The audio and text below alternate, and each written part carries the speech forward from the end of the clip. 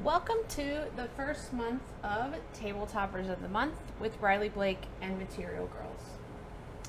Each month I will record you a video that goes over general instructions for assembly, some tips, techniques, and maybe even a little bit of extra. So this month we're starting with the Spring Bunnies table topper. Okay, it's a 36-inch square table topper.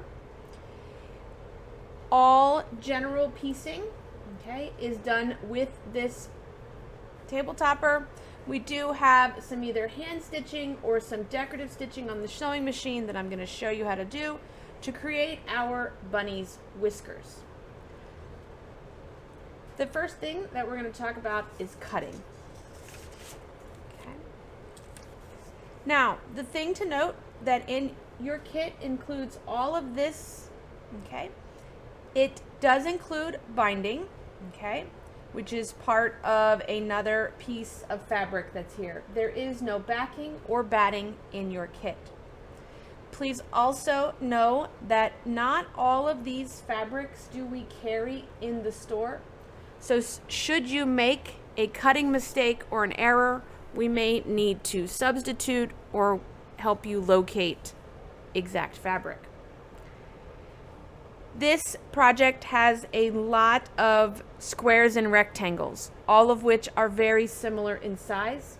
So I highly recommend that as you cut, you label according to the letter that the unit has next to it. This is going to help keep you organized for this project. All of our seam allowance in this project are 1/4 of an inch. This project has a variety of fold back corner techniques. So I'm going to show you a few ways to do this technique. Many of you are very familiar with the sew and flip method, okay?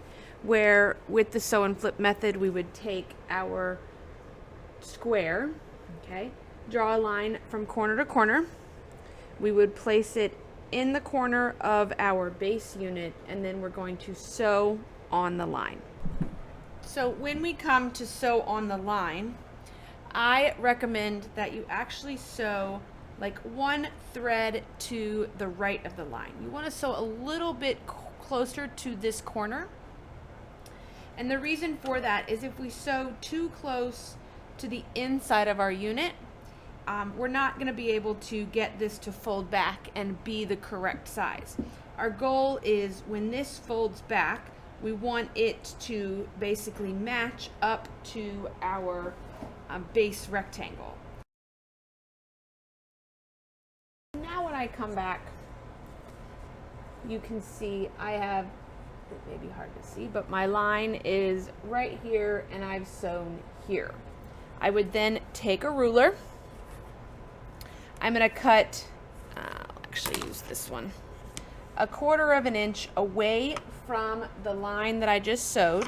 So I'm lining a 1/4 inch markup on my ruler with the line that I just sewed.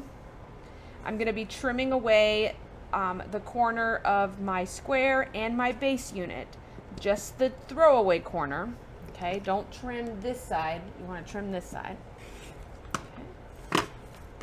And then when I go to press, this would fold back and we will be even on both sides with our base rectangle, okay? If we are larger than this, you can take your square ruler, align it to the edge here and the edge here and trim off any excess. Now, another way that you may be familiar with using is diagonal seam tape, okay, just so you can see. This is a product from Cluck Cluck Sew that we carry here in the store that is marked on this paper tape. This is like washi tape that you'll attach to the front of your machine. So right here on the front of my machine, I have a piece of washi tape, this diagonal seam tape aligned. The red line is aligned to my needle, and then we have a 1/4 inch on each side of that line also marked. So if you have marking on your stitch plate or your tray table, you can align everything there. Using this method is going to allow us to not have to draw a line, okay? You may also have an easy angler, a sew triangle, I think it's called, or Sew Easy, but it's a plastic template that goes on your machine that you can follow without having to draw a line. I have my fabric right sides together. I know which corner I'm gonna sew from corner to corner, okay? You need to make sure that you know, because if I sew this way, we're gonna fold back this way, and if I were to sew this way, it would fold to this corner. So you just kind of want to know where you're at. I'm gonna get my needle back here into the corner, and I have the corner of the square aligned with the red line, okay? Because I'm sewing corner to corner, I'm gonna keep that corner of this square unit on the red line. So as I sew, I'm not going to watch my needle. I'm actually going to watch this corner of my unit. Now that we are sewn from exact corner to exact corner and did not have to draw a line. Line up your ruler so the 1/4 inch mark is aligned with your seam that you just sewed, and you can cut. We're going to press, okay, and again, you should be flush with your base rectangle. Now in this project, you will have some sew and flip corners that go from basically top to bottom. You will have some that are smaller, so they don't go all the way to this corner, but we treat them the same exact way. The last method that I want to show you is the folded corner method, and this actually uses a ruler. It's called folded corner. There's a lot of them on the market that do this, but this allows you to cut before you even sew, okay? So I'm going to take my 2 fabrics, put them right sides together, okay? This is a 3.5, so I'm going to align the 3.5 inch line at the bottom of my unit. Right here at the corner, 3.5 at the bottom. It's sitting flush at the top, and I'm going to cut. Okay. Now I'm going to sew my 1/4 inch from this cut edge. Once I come back, it's already sewn. I can flip my unit up, press back, and we're even. No additional trimming necessary. With the folded corner unit as well, you could pre-cut these out of a strip of fabric versus having to have the, I hate to call it a waist, because you could come back and sew these at a 1/4 inch and have a bonus half square triangle. You could do that with all 3 of these, and some people do this and then make these what we call leaders and enders. So these are what we feed into the machine before we feed in our project. The folded corner clipper you can also use to trim half square triangle blocks. You can use it for snowballs, diamonds, and things along that lines. So that's the method using the folded corner. For this project, you could choose any of your favorite methods for doing the sew and flip method. Okay, we have a variety of them throughout this pattern. Okay, they are the base of basically turning corners and making our bunny shapes, making things from rectangular to having a curve as well. Okay, just remember that when you press and fold your corner out, it should come out and create you even 90-degree corner and match up to your base rectangle. Now, as you begin assembling, we have 2 different styles of bunnies to create. We have a bunny that has a straight ear, and we have a bunny that has a bent ear. Okay. Following all of your instructions, they do give you arrows to indicate in the instructions directions to press your units to. Okay, so pages 2, 3, okay, are going to give you, and the back top of page 4 are the instructions to make bunny block 1. You're going to make 2 of those, and then we pick up with bunny block 2 on the rest of page 4 and 5. That will give us the second bunny with the straight ears. In this project, they do recommend that the seams be pressed open. Ultimately, it's personal preference, but it does help eliminate the bulk when you get into these small areas where lots of points overlap and intersect. The next thing up for our bunny rabbit is to get him some whiskers. We're now going to get our whiskers traced onto our bunnies and into correct placement so that we can either stitch them by hand using 3 strands of dark gray embroidery floss and doing a back stitch, or by using our sewing machine to stitch these lines. In your pattern on the bottom of page 5, you have a template for the left and the right whisker, and the location of those whiskers are pretty much going to be right here at his nose. There are a few ways that you can use to get your whiskers traced onto your bunnies. One, you could freehand it. Completely your choice to come in here and draw your whiskers. They're your bunnies. I would use either a heat erasable marker of some sort, chalk pencil, anything along that lines. You are going to stitch over it. You could take your paper, place it up against the window on the underside, a line, and trace over top of it. You could use a light box. So this here is a light box that I have turned on, which would do the same concept as the window. I can align my whisker, get it on there, and I can roughly sketch the location of my whisker.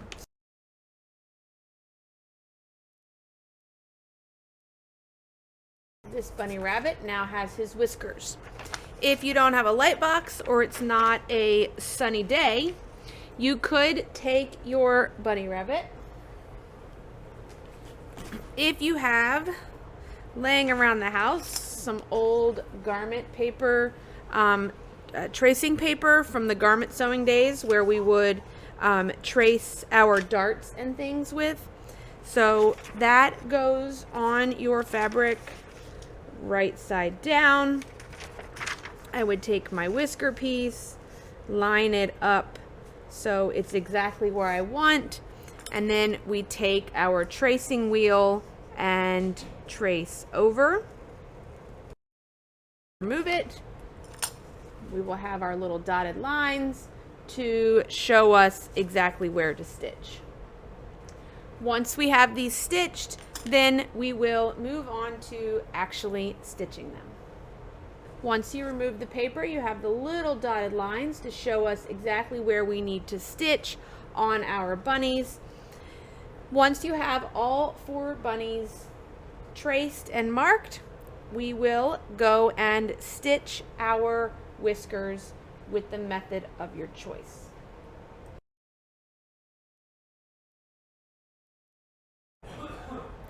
Okay, let's look at the 2 different methods for applying whiskers to our project. First up is the recommended, or the not recommended, the way the pattern designer has created, to use a 3 strands of dark gray embroidery floss and stitch a back stitch. Now this is going to be completely up to you as to what, if you want to do this. Now I'm actually using a piece of pearl crown to demonstrate with you, so it's not 3 strands, but it is a thicker thread. And so the way that a back stitch is done, if you've never done a hand done back stitch, let me draw a line here. You come up from the bottom. Now I cut a strand of thread that's really no longer than my fingertip to my elbow. I threaded it in through the needle and tied the end in a knot. I'm going to come up from the underside, okay, and I'm going to come forward, not pulled so far, come about 1/4 of an inch, okay, and go straight down. Okay. I'm going to, on the underside, I'm going to come about 1/4 of an inch from where I went down. I'm going to come back up. And then I'm going to go back down right next to where I had gone down to previously. Okay. I'm going to, again, come about 1/4 of an inch beyond that stitch, come up from the bottom, and then go down. Now, once you get comfortable with this, the way that I stitch is I actually hold it sideways here. I come up, I come down, and then I also come back up. So I kind of go in and out of the fabric like that. And then I'm going to go in and come about 1/4 of an inch beyond where that thread is coming out. And that's going to create you that back stitch. Okay. Now, if you're not into using hand needles and thread and things along that lines, on your sewing machines, I am sure that you have a triple straight stitch. On the Bernina sewing machines, it should be stitch number 6 on most of the machines. Okay. And basically what that stitch does is it stitches forward, back, and then forward again before it takes another stitch. So every single stitch is stitched 3 times. Now you can change the different weights of thread that you choose to use. I went with this is a polyester isocord embroidery thread, so it's thin. So the triple straight stitch is bold enough, but not too bold. You could, if you're not into doing the triple straight stitch or your machine doesn't have a triple straight stitch, you may find that you want to use maybe a thicker thread, maybe a 30 weight, and then just do a single stitch. I did lengthen my stitch length a little here. Okay. You may also find that you need a little piece of something on the underside if you're getting your items are puckering. I didn't actually use any stabilizer on this. My bunny rabbit is starched. Okay, so he's pretty stiff. So if you want to give him a good pressing with Best Press or just good old-fashioned Niagara or magic sizing, you should be able to do this stitching without any puckers or wrinkles. Okay, so let's take a look at how we align and get set up. So over here on the machine, I have my lines are drawn. I am set up with a triple stitch with my stitch length at a 4. I am going to start with my needle down at the nose. So I'm starting at the nose and then I'm going to work my way out from the nose. Okay. I am going to set my machine up to tie a knot, or you can do a little back stitch after you get started. Okay. So there's my knot. And then we're going to start stitching. You can see it's moving forward and backwards. I am going to stitch slow so that I can round the corners or make this gentle curve. Okay. I'm going to activate my knot function and tie a knot and then cut my thread. Now my whisker is finished. If you didn't hit, like for example, you can see a little bit of the line that I traced there to follow. I'm just gonna, this is a heat erasable marker. I'm just gonna take an iron and make it disappear, and you have no idea that I didn't hit the exact mark that was there. I'm now gonna repeat this for the other 3 whiskers on this bunny, and then repeat it for the remaining bunny rabbits.